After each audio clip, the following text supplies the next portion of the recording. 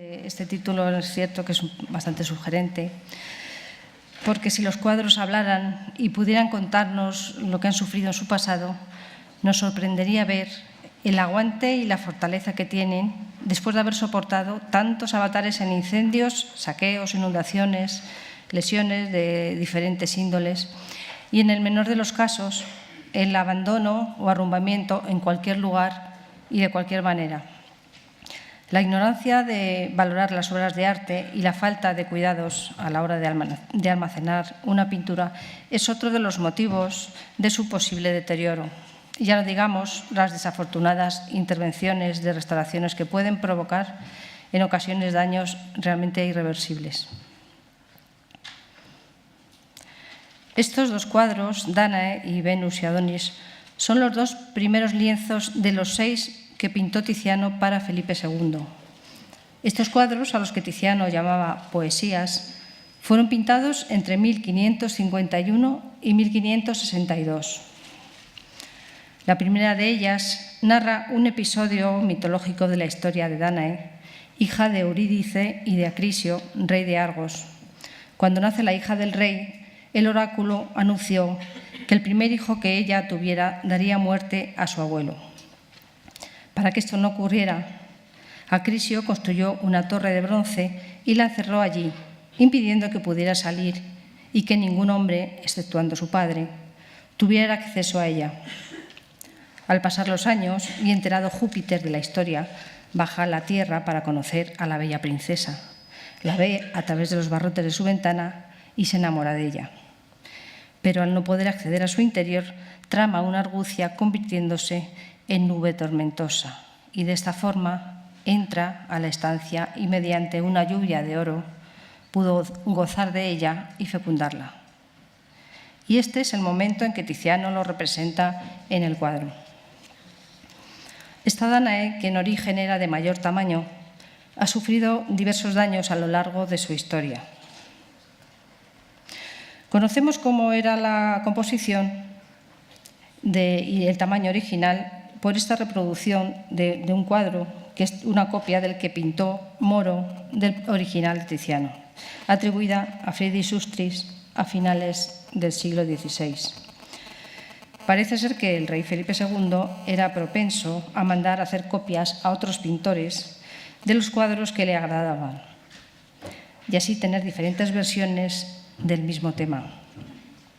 Y posiblemente este sea uno de esos cuadros, porque sabemos que el tema le agradaba mucho. En 1636 ya se cita este lienzo en el inventario del Alcázar, confirmando la inclusión de Júpiter y el águila. Y dice así este inventario: Júpiter transformado en lluvia de oro, otro lienzo de 7 pies de largo, con moldura dorada, que es de mano del dicho Tiziano, en que está Júpiter transformado en lluvia de oro para gozar una ninfa que está en la cama desnuda y una vieja cogiendo el oro, en lo alto un águila con las empresas de Júpiter. Poco antes de 1666, Dánae fue trasladada al Palacio del Buen Retiro por orden de Velázquez. Velázquez era aposentador de palacio y él mandó sustituirla por otra Dánae, la del Museo del Prado, que vemos aquí, que había sido comprada por él mismo en Italia para la colección real. Esta fue pintada entre 1560 y 1565. No sabemos los motivos que tuvo Velázquez para el cambio, pero podemos imaginar que pudiera ser o bien por el estado de conservación, por encontrarse ya sucio o deteriorado, o bien al gusto del pintor sevillano en cuanto a la composición y la técnica utilizada por Tiziano en este cuadro, que es de una pincelada mucho más suelta, más fresca y directa, sin tanta envoltura como la Dánae que poseía ya en palacio. Velázquez admiraba esta manera de pintar de Tiziano y la influencia en su pintura es indudable. 50 años después de permanecer en el Buen Retiro, se inventarió con el número 787, en que aparece en blanco en el ángulo inferior derecho del lienzo. En 1764, cuando se inaugura el nuevo Palacio Real, construido después del incendio del Alcázar en 1734, la colección de pinturas que albergaba el Palacio del Buen Retiro pasó al olvido, siendo una de ellas la Danae de Felipe II, y fue señalada en un inventario de 1772 con la letra P, utilizada en aquellas pinturas que se encontraban en peores condiciones de conservación y que pasarían a Palacio para ser restauradas. El restaurador Andrés de Calleja fue el encargado de realizar esta labor y suponemos que se encontraba en muy malas condiciones la zona superior donde aparece la figura de Zeus y el águila con sus símbolos. A la hora de restaurarlo, tomó una decisión bastante drástica y cortó por lo sano, reduciendo de este modo la obra unos 70 centímetros por la parte de arriba, claro, naturalmente.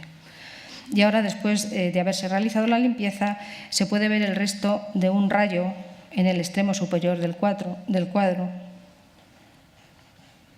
Ven por aquí, aquí arriba apareció, pero esta zona estaba totalmente tapada y al realizar la limpieza es cuando se vio este rayo y se demostró que realmente pertenecía al rayo de los que aporta el águila en sus patas.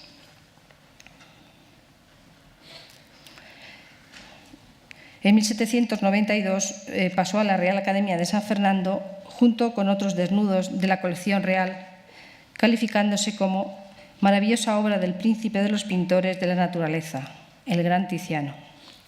Allí se inventarió en 1804 con el número, ahora sí, 82, del que hoy se aprecian restos de este número en el ángulo inferior izquierdo. Solamente se ve el número 2 porque el 8 está también cortado, esa otra zona también está un poquito reducida, está cortada también.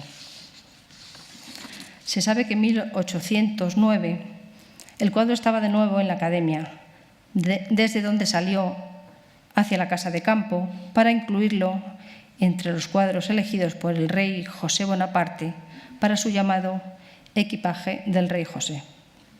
Naturalmente, para transportarlo tuvo que ser desclavado y enrollado junto con otros 200 cuadros de grandes maestros que corrieron la misma suerte que Danae. Pero este saqueo no se consumó porque las fuerzas aliadas, al mando del duque de Wellington, alcanzaron al ejército francés en la batalla de Vitoria en 1813, donde fue confiscado su equipaje. Cuando el general comunicó por carta al rey Fernando VII el paradero de las obras interceptadas por su batallón cuando José I Bonaparte se daba a la fuga con el mayor saqueo del patrimonio español, a la primera carta el rey ni contestó. Y 2 años más tarde, Wellington vuelve a preguntar, recibiendo contestación del conde Fernán Núñez, diciendo: «Su Majestad, conmovido por vuestra delicadeza, no desea privaros de lo que ha llegado a vuestra posesión por cauces tan justos como honorables». Y desde entonces, se conserva en la colección Wellington en Ashley House, en Londres. Como pueden ver, la historia de este cuadro está llena de numerosos ajetreos e historias que contar. Cuando un restaurador tiene ante sí un nuevo cuadro para su restauración, lo primero que debe hacer es contemplarlo. Y no digo mirarlo, digo contemplarlo. Debe además examinar y analizar en profundidad la pintura para entender lo que nos quiso transmitir el pintor. Pero es cierto que en muchos casos esto resulta bastante complicado, ya que en ocasiones las obras llegan hasta nosotros después de haber sido sometidas a intervenciones y restauraciones no en todos los casos adecuadas. Muchas veces realizando limpiezas selectivas, habiendo limpiado más las zonas de luces, dejando las zonas oscuras y de sombras sin apenas tocar, descompensando de esta forma la luz y desequilibrando la composición ideada por el artista. Así ha ocurrido en estas 2 obras, en las que debido a la gran cantidad de suciedad, repintes, refuerzos y barnices oxidados, no se podía apreciar la pincelada original de Tiziano. Cuando el cuadro de Danae llegó al Museo del Prado para su estudio y restauración, procedente, como ya se ha mencionado, de la colección Wellington, las antiguas intervenciones habían alterado de tal forma el cuadro que resultaba muy difícil reconocer la mano y la técnica de Tiziano. El lienzo estaba cortado en los 4 lados y, como se pudo apreciar al verlo por los bordes laterales, había sido reentelado por 2 veces.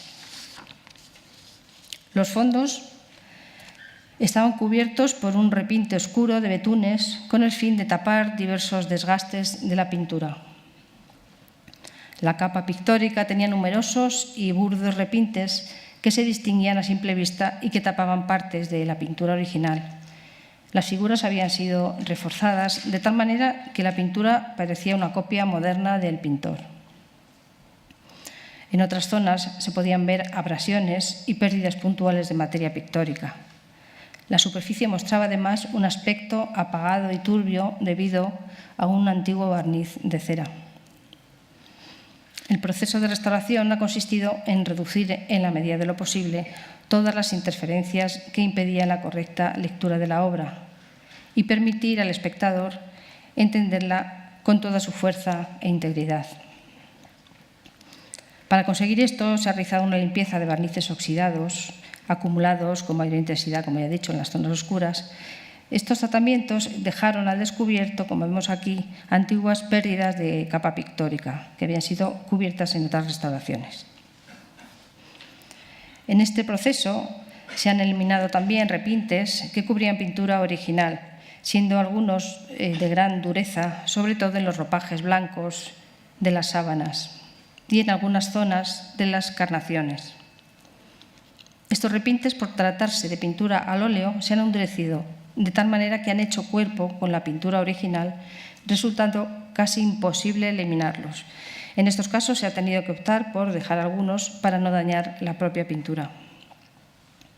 En otras zonas de sombras, como en este caso, los que vemos algunas aquí abajo, bajo estos repintes aparecen también estucos de cera que pudieron ser eliminados también con el mismo disolvente que se utilizó para la limpieza de los barnices amarillos. Aquí, como vemos, sin embargo, vemos el proceso de eliminación de uno de estos repintes de la pierna, donde se pudo quitar con la ayuda mecánica del bisturí sin dañar la superficie pictórica. Una de estas pérdidas de gran tamaño que se encontraba en el cortinaje del fondo hizo necesario, en el proceso del estucado, hacer un molde de silicona que tomase la impronta de la superficie pictórica en una zona cercana a la pérdida, para después poder reproducirla sobre el nuevo estuco y conseguir de esta forma imitar la textura del lienzo original. Este molde de silicona se coloca sobre el estuco humedecido y se aplica presionando ligeramente para que se tome esta textura que vemos en la pantalla, que es la textura del lienzo. Como vemos aquí, cómo se ha aplicado. Las carnaciones de las figuras se conservaban en mejor estado al haberse empleado en su ejecución mayor cantidad de materia pictórica con blanco de plomo, un pigmento que al secarse resulta mucho más duro y resistente a los tratamientos inadecuados. Por el contrario, la figura de la anciana está ejecutada con menos materia pictórica y con una pincelada más fluida, utilizando pigmentos de tierras que son más inestables y susceptibles de ser dañados con limpiezas agresivas. Esto ha permitido apreciar claramente los trazos del dibujo subyacente aplicados por Tiziano con pincel. Aquí vemos una foto de reflectografía infrarroja donde se ve el dibujo. Y a diferencia del realizado con grafito muy fino de la joven Danae, que solo se ve claramente en la reflectografía infrarroja, mientras que a simple vista solo se aprecia en algunos contornos de la figura. Vemos aquí que se transparenta toda la línea, pero es un trazo muchísimo más fino, es realizado con grafito. Vemos en esta zona y también hay otras que se ven por la parte de aquí abajo. Esta Esta diferencia de técnica de dibujo se debe al calcado con grafito de la figura de Danae de otra realizada anteriormente por el propio Tiziano, concretamente de la primera versión pintada para el cardenal Alejandro Farnese, que es la que vemos ahora en pantalla. Sin embargo, la figura de la vieja es una nueva creación del artista para este cuadro en concreto, que la dibuja trazándola directamente con pincel a mano alzada. Vemos otra vez la foto de la reflectografía infrarroja y vemos la diferencia que hay en el trazo de dibujo de la anciana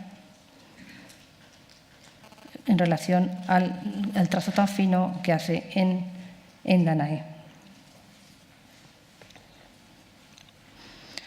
Finalizado ya el proceso de limpieza, se llevó a cabo la reintegración cromática de las pérdidas pictóricas. Primero se hizo con acuarela y una vez realizada la pintura se ajustó el retoque con pigmentos al barniz.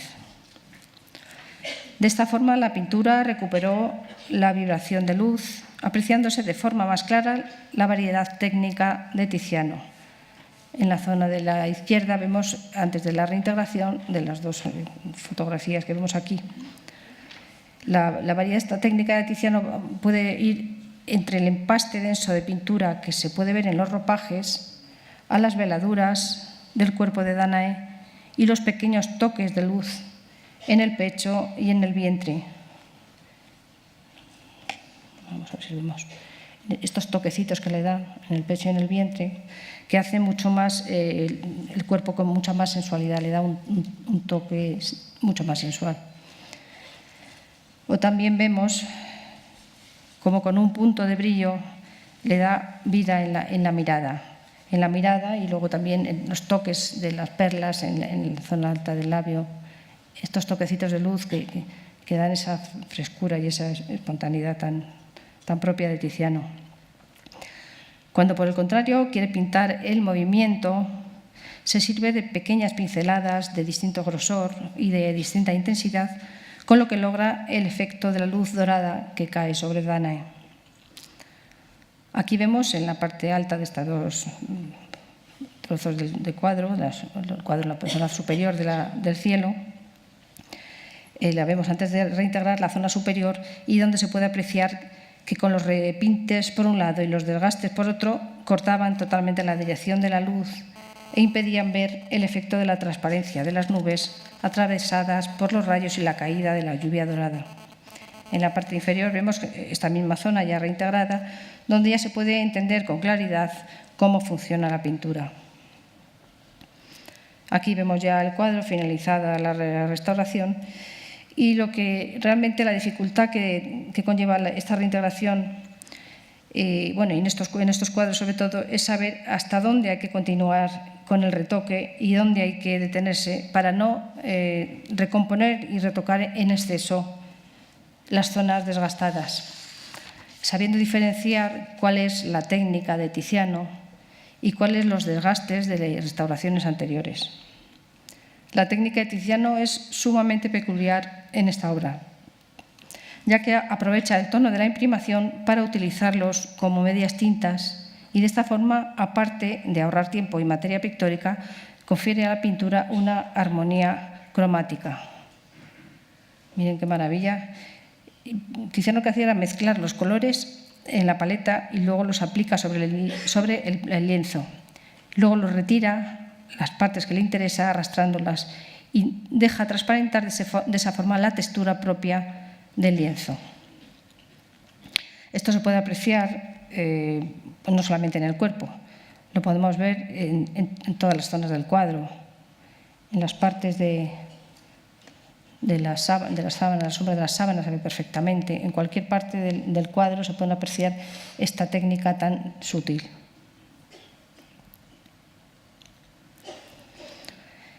El marco del cuadro también ha sido restaurado y se ha realizado sobre él también una limpieza, estucado y dorado de todas las pérdidas de materia. Aquí vemos en un lado el cuadro tal como vino, numerosas suciedades y faltas y pérdidas de muchas zonas de los estucos. Se ha ido limpiando, incluso se han recompuesto zonas de estas piezas que faltaban también. Este trabajo, realizado magníficamente por María Jesús López de Lerma, también restaurada del Museo de Dorados de Marcos. Como pueden ver, el trabajo ha sido magnífico. Bueno, ahora pasamos al cuadro de Venus y Adonis, que este cuadro fue enviado a Londres al rey Felipe II en 1554, tras su reciente boda con María Tudor. Junto con el cuadro le mandó una carta que le decía: «Y como la Danae que ya he enviado a vuestra majestad era vista totalmente de frente, he querido variar en esta otra poesía y mostrar la figura desde el otro lado, para que la habitación donde van a estar colgadas resulte más agradable a la vista». Hay que ver, Tiziano, estaba en todo. Este fue el segundo de los enviados al rey y, como aparece en las crónicas, no debió llegar en muy buenas condiciones al ir enrollado y posiblemente mal embalado, por lo que podríamos suponer que ya entonces sufriría la primera intervención. Aunque, como ya dije antes, este cuadro se encontraba en mejores condiciones de conservación que el anterior. Los problemas realmente a la hora de cometer la restauración eran bastante parecidos. También en este caso, la limpieza de barnices oxidados aplicados en restauraciones anteriores había sido realizado de forma selectiva, dejando mayor acumulación de barnices turbios en las zonas oscuras de sombras y de paisajes, sobre todo en la parte de los árboles y en este lado, que luego comentaré, hay un añadido, y en la zona de los perros, que se veía totalmente plano, no se distinguían los espacios de ninguna forma. El proceso de restauración se llevó a cabo siguiendo las mismas pautas que en el cuadro de Danae. Limpieza de barnices amarillentos, teniendo en cuenta la acumulación desigual de barnices, en este caso en las zonas claras o de carnaciones. El barniz era mucho más fino y más transparente, como vemos aquí, era más amarillo, pero no tenía esas zonas de betunes que tenían las otras partes más oscuras.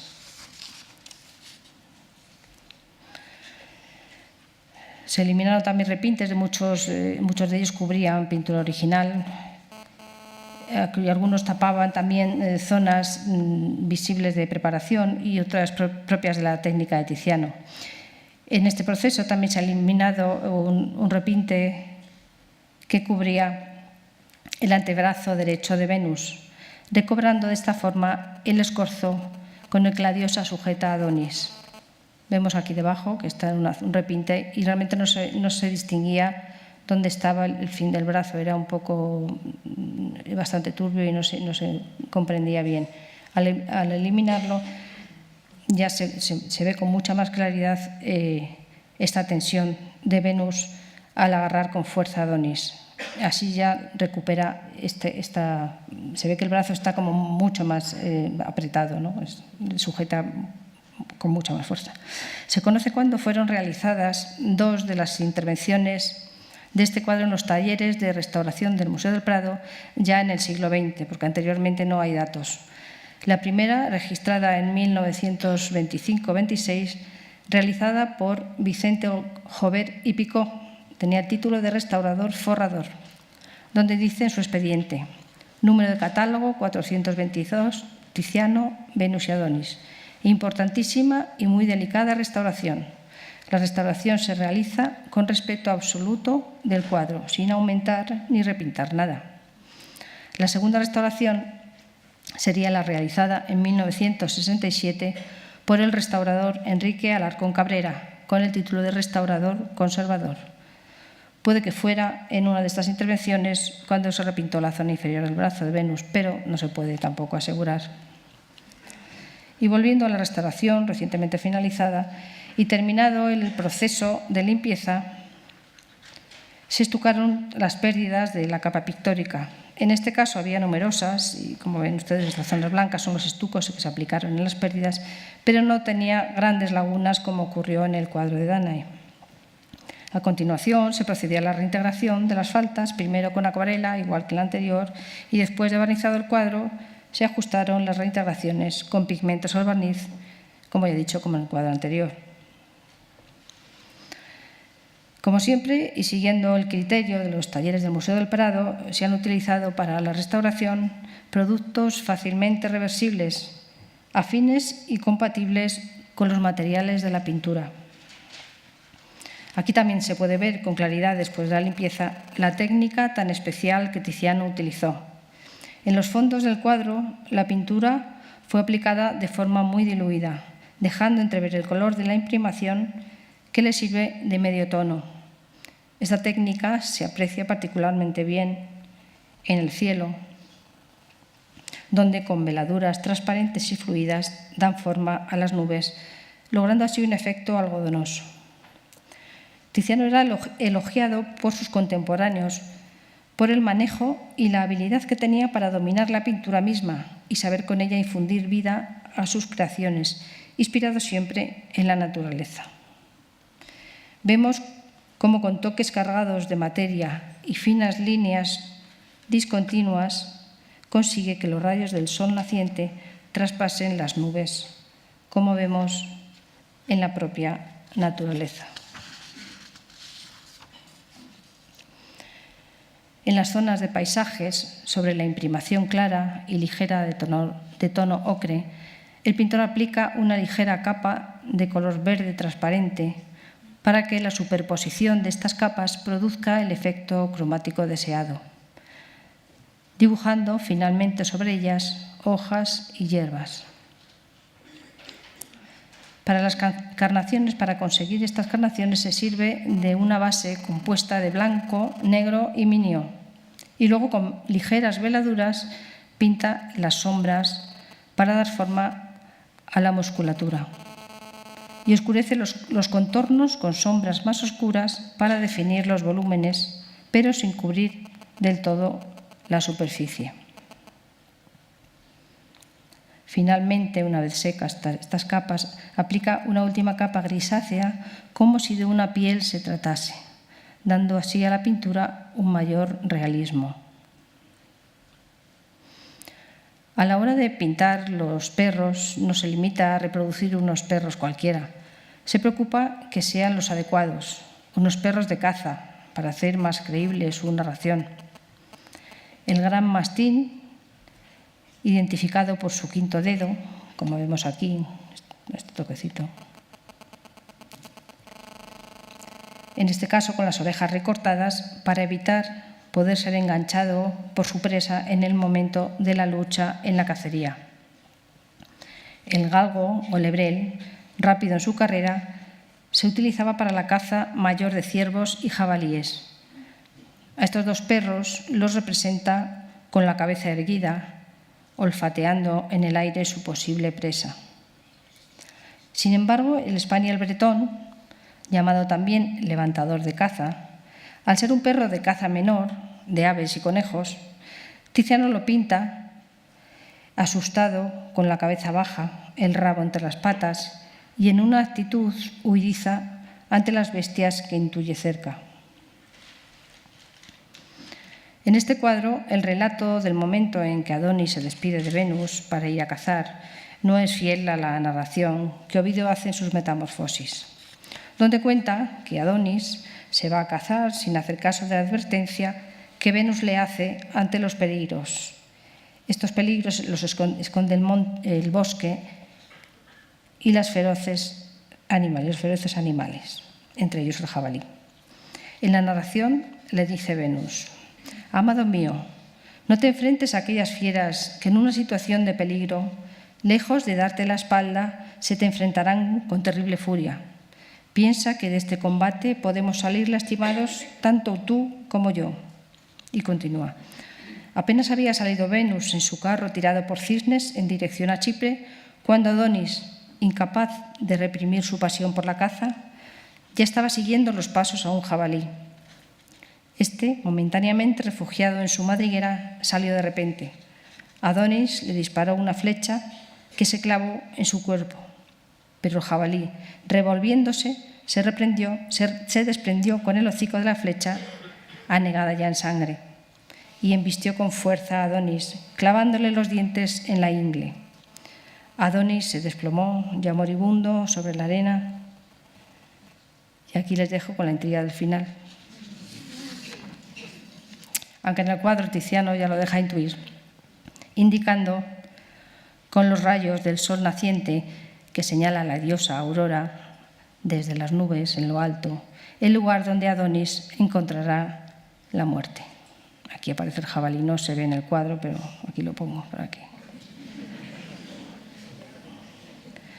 Es interesante y no debemos dejar pasar y observar el parecido que guarda Adonis con Felipe II, donde le vemos retratado por Tiziano siendo un príncipe, realizado en 1551. El parecido no es casual, sino una forma de adular a su rey, mecenas y protector, comparándole con un ideal de belleza masculina, siendo él el mítico seductor de esta historia, aunque también es cierto que el final no es de lo más halagüeño. El cuadro de Venus y Adonis, que vemos aquí en una fotografía infrarroja, al contrario que en el de Danae, que fue cortado, este lo ampliaron en algún momento con una estrecha franja de tela de aproximadamente 4 centímetros en su lateral izquierdo. Posteriormente, durante el proceso de rentelado en una antigua restauración, se amplió nuevamente hasta un total de 11 centímetros. Estos añadidos alteraban la composición creada por Tiziano al abrir un espacio nuevo a la izquierda del cuadro, desplazando el eje central de la pintura hacia el grupo de Venus y Cúpido, reduciendo la inercia del movimiento que ejercen los personajes centrales hacia el bosque en el otro extremo de la pintura. Para recuperar el sentido original de la pintura, ha sido necesario ocultar esta franja de tela, que además había sido pintada uniformemente con un color pardo oscuro, produciendo aún más un efecto pesado y denso. Como les había dicho, toda la zona, y a continuación de esta zona siguieron pintando por toda la parte de los árboles. Para no tener que manipular el lienzo y someterlo a fatigas y procesos de intervenciones innecesarias, se decidió reducir la anchura del marco. Este marco, al no ser original de la época, sino que es un marco diseñado y montado a principios del siglo XX. Se acortó su anchura con el fin de tapar el añadido del lienzo sin necesidad de eliminarlo. Aquí tenemos el marco antes del corte y vemos, en principio, este trabajo fue realizado por Gemma García espléndidamente y José de la Fuente. Entre los dos hicieron esta maravilla de adaptación. Estuvieron dudando si cortar la zona de los ángulos, pero al tener estas decoraciones y estos grotescos, al final fue lo más adecuado, y además que coincidía justo esa parte, ¿no? Se cortaron esa zona y se unió. Vemos con más detalle la parte del horizontal del travesaño. Y lo que se cortó fue este final, como remate, está en la zona central del travesaño, pero casualmente tenía 11 centímetros, que era lo que había que ocultar detrás de este marco. Vemos aquí el corte y la unión. Y de esta forma queda de lo más digno y fantásticamente restaurado. Aquí vemos el cuadro. Vemos cómo el añadido del cuadro queda oculto bajo el travesaño vertical, esta zona que está ahora más claro, para que se vea cómo esta parte, justo de los 11 centímetros, quedan por detrás después de haber cajeado la parte interna del marco por detrás, y queda oculto por detrás del palo vertical. De esta forma, el eje del cuadro coincide con la pierna que Adonis apoya firmemente en el suelo, dividiendo y marcando el espacio y la acción en dos mitades exactamente, que es lo que realmente Tiziano fue la intención al hacer esta composición de esta manera. Si observamos los dos cuadros juntos, vemos que las tonalidades son ligeramente diferentes. El ambiente de Danae es más cálido, mientras que el tono general de Venus y Adonis es mucho más frío. Posiblemente el tema influya en esta diferencia, al desarrollarse la acción del primero en una atmósfera tormentosa en todos los sentidos y más intimista que la del segundo, que se desarrolla en el exterior y al amanecer. Si bien es cierto que la conservación de una y otra son diferentes, estando mucho mejor conservado, como ya dijimos, la pintura del Prado de Venus y Adonis. Esta desigualdad de conservación podría también influir en la tonalidad general. El azul intenso del cielo de Venus y Adonis nos da una sensación de frescura, donde casi podemos respirar el rocío del amanecer, frente a la atmósfera, en cierto modo cargada, que aparece en el pequeño espacio del cielo del cuadro de Danae, donde se produce la lluvia dorada. El contraste también es evidente en el cuerpo de las dos mujeres desnudas, no solo por estar representadas una de frente y la otra de espaldas, pintadas intencionadamente, así por Tiziano, como le comenta al rey en su carta, sino por la placidez con que reposa la primera frente a la fuerza y a la tensión que expresa la segunda. La medida del tiempo también difiere en uno y otro cuadro. En Danae es el momento presente en el que está acaeciendo toda la escena. La lluvia dorada está cayendo y fecundando a Danae. La criada también está en ese momento recogiendo lo que puede caer, lo que puede recoger, lo que cae. Sin embargo, la narración de Venus y Adonis se desarrolla en tres espacios de tiempo: el pasado, el presente y el futuro. Vemos a la izquierda el pasado, la quietud, representado por Cupido, donde acurrucado duerme placentero, signo de la pasada noche de amor. En el centro, el presente, donde Venus, sentada, se inclina hacia su amado, la verdad que en una torsión casi imposible, agarrándolo con fuerza para impedir que traspase el umbral hacia el espacio donde la muerte le aguarda.